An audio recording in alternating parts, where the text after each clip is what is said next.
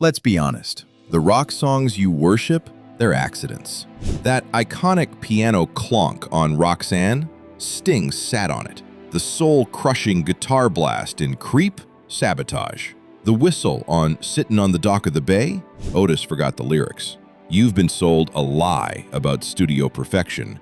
The truth is, some of the greatest rock moments in history only exist because someone screwed up and then had the guts to keep it in. So yeah, today we're exposing 10 legendary tracks that should never have worked. And honestly, if the engineers had fixed these mistakes, rock history would be a whole lot duller. This is going to be controversial, but don't shoot the messenger. The tape machine said it first. We're starting with Chaos, the Kingsmen's Louie Louie from 1963. This track is barely music. It's a beautiful disaster. The singer is so buried in the mix, you can't understand a single word. The drummer literally drops his stick mid-take and shouts an expletive you can still hear if you listen close enough. And get this, the FBI launched an actual investigation because they thought the lyrics were obscene. Spoiler, they weren't. The only real profanity was that off-mic drummer outburst. But the band didn't care. They kept it messy, kept it raw, and it became a garage rock anthem that defined a generation. Listen to it now, and tell me you'd want it polished. You wouldn't. Because the chaos is the song. Remove the grit, and you remove the soul. The Beatles in 1967 weren't just making music, they were breaking physics. Strawberry Fields Forever exists because John Lennon couldn't decide between two completely different takes. One was slow and moody. The other, faster, brighter, different key, different tempo. So what did they do? Producer George Martin and engineer Jeff Emmerich did the impossible. They stitched them together using tape speed manipulation. It shouldn't have worked. The keys didn't match. The tempos clashed.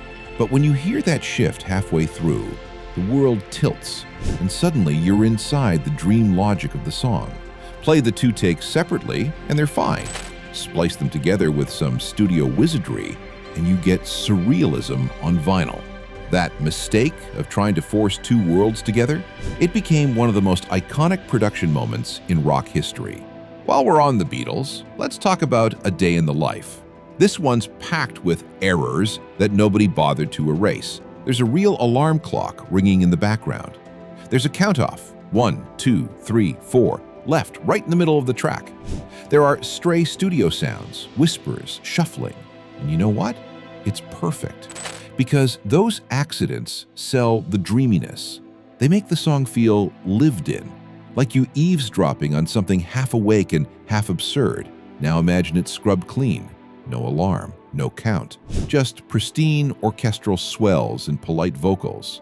Sounds boring, right? That's because perfection kills personality. The Beatles knew that clutter could be mood, and they left it all in on purpose. Eddie Van Halen didn't sit down to record a masterpiece. He was just warming up. The band was tracking demos in 1977, and Eddie started noodling, just shredding to loosen his fingers. Producer Ted Templeman hit record and told him to keep going. What we got was Eruption, 1 minute and 42 seconds of pure lightning. And here's the kicker. Eddie swore there was a flub in there, a tiny mistake he wanted to fix. But when they played it back, nobody cared. The take was so explosive, so raw, so human, that re-recording it would have killed the magic. That flaw proved a human was racing the edge of his ability. It wasn't a recital, it was an event, and it changed guitar playing forever. All because someone pressed record during a warm-up and had the courage to leave it alone. In 1965, a session guitarist named Al Cooper snuck into Bob Dylan's studio session. Problem? He wasn't really an organ player. He didn't know the chords. He came in late on half the fills. It was wobbly, unsure, kind of a mess. Dylan heard it and said, essentially, leave it in and turn it up. That wrong organ part became the glue holding the entire song together. Listen now and try to imagine Like a Rolling Stone without it. You can't. It's the streetlights on a wet night, the pulse under the poetry. Al Cooper wasn't supposed to be there, but his mistake reframed who's allowed to play what on a hit. And Dylan, genius that he was, recognized that instinct beats perfection every single time. Led Zeppelin in 1971 didn't just record drums, they recorded space. For When the Levee Breaks, engineer Andy Johns hauled John Bonham's kit into a stairwell at Headley Grange and hung microphones 3 stories up. The result? The biggest, most unruly drum sound in rock history. You don't just hear the groove, you hear the building. The room becomes the instrument. Now imagine those drums recorded in a normal studio booth. Tight, dry, controlled. You'd lose the terrain, the thunder, the sense that the levee really is breaking under the weight of each hit.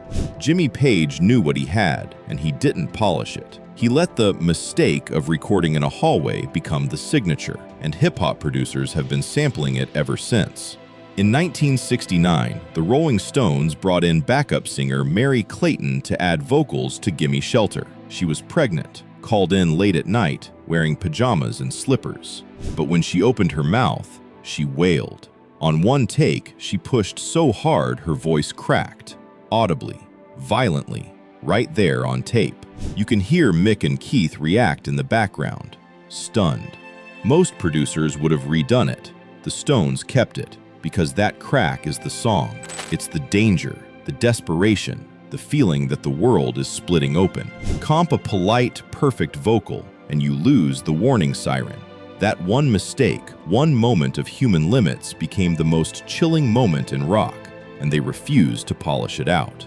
Otis Redding recorded Sittin' on the Dock of the Bay in 1967, just days before his tragic death. The song was unfinished. He hadn't written the final verse yet. So in the studio, when he got to the outro, he just whistled. A placeholder, something to fill the space until he figured out the words. Producer Steve Cropper could have replaced it, but when he listened back, he realized the whistle was the lyric. It said loneliness, it said contemplation, it said everything words couldn't. That mistake of leaving an idea unfinished became the soul of the fade, and after Otis died, it went to number 1. Not despite the whistle, because of it. Sometimes the gaps we leave behind say more than the parts we fill in. Picture this. The Police are tracking Roxanne in a cramped London studio in 1978. Sting's walking past the piano, distracted, chatting, and he accidentally sits down on the keys. Clonk. He laughs. They all laugh. And producer Nigel Gray says, "Leave it in." That awkward piano clonk and Sting's little chuckle became the cold open of one of the band's biggest hits. It's a wink.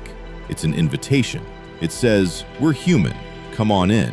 Imagine Roxanne without it. Just a clean intro, no personality. It's competent, sure, but it's colder. The accident made the track feel alive. And that's why, 40+ years later, we still lean forward when we hear it. And finally, the big one, Creep by Radiohead. This track almost didn't exist. The band thought it was too pretty, too safe, too much of a ballad. So guitarist Johnny Greenwood decided to sabotage it. Right before each chorus, he slammed his guitar. Violent, explosive blasts meant to ruin the song. The band hated it at first, but when they played it back, those hits became the hook. That aggression, that tension, it made the chorus lurch into focus. Without it, Creep glides past like any other early 90s alt ballad. With it, it punches you in the chest. The song became a global anthem. It launched Radiohead's career, and ironically, the band later tried to distance themselves from it, but fans wouldn't let go. Because here's the thing, the mistake wasn't the guitar blasts. The mistake would have been leaving them out. Johnny's Sabotage became the defining moment of the track, and proof that sometimes breaking something is the only way to make it perfect. So there you have it. 10 legendary rock tracks that only exist because someone messed up and then had the guts to keep the mess in. A whistle that shouldn't stay, a crack that shouldn't survive, a laugh that shouldn't open a hit, a guitar blast that was supposed to ruin everything. Here's the truth. Perfection fades. Personality sticks. The next time you hear a seam, a stumble, a moment that doesn't quite fit, Don't flinch. That's not the flaw. That's the feeling. What do you think? Got another classic born from a studio mistake? Drop it in the comments. I read every one. And hey, if you love rock history as much as I do, hit subscribe and let's keep digging into the stories behind the songs. Because in the end, the best records aren't flawless, they're fearless.